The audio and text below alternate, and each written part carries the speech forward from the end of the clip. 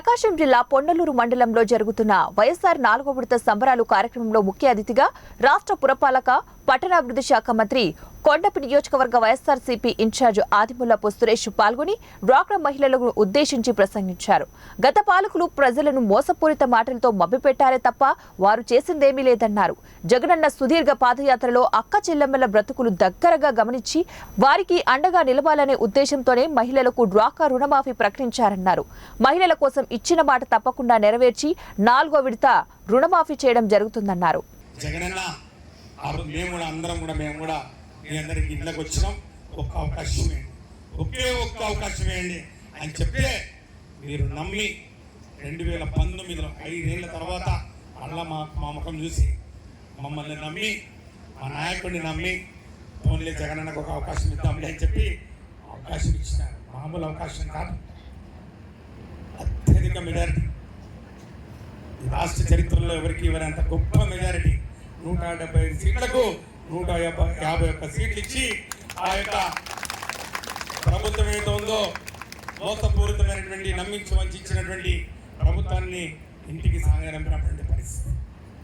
మళ్ళా 5 సంవత్సరాల తర్వాత ఒక్కసారి తిరిగి చూసి ఇదంతా ఏం జరిగిందంటే 2019 నుంచి 2024 5 ఏళ్లలో ఇచ్చిన హామీల్ని ఇందాక స్వప్నమ్మ చెప్పింది, స్వప్నమ్మ వాళ్ళు చెప్పింది, మేము అందరం చెప్పాల్సింది చెప్పేసింది.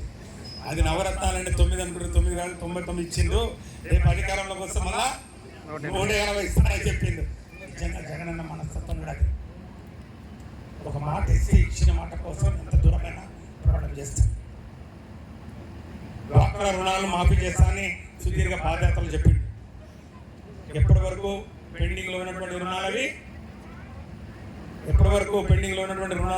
మాఫీ చేస్తామని చెప్పినాడు జగనన్న.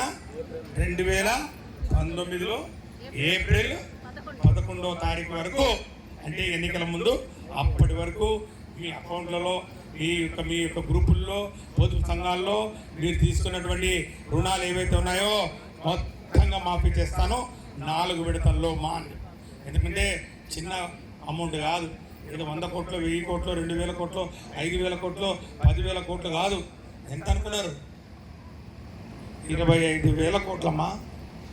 25,000 కోట్లు ఒకే ఒక్క పథకానికి మహిళలకి, అది కూడా ఆసరా కింద చేయాలంటే రాష్ట్ర బడ్జెట్ 2 లక్షల కోట్లు అంటే మరి 25,000 కోట్లు అంటే చూడండి ఎంత ఇచ్చారు. 25,000 కోట్లు 4 విడతల్లో ఇస్తాం.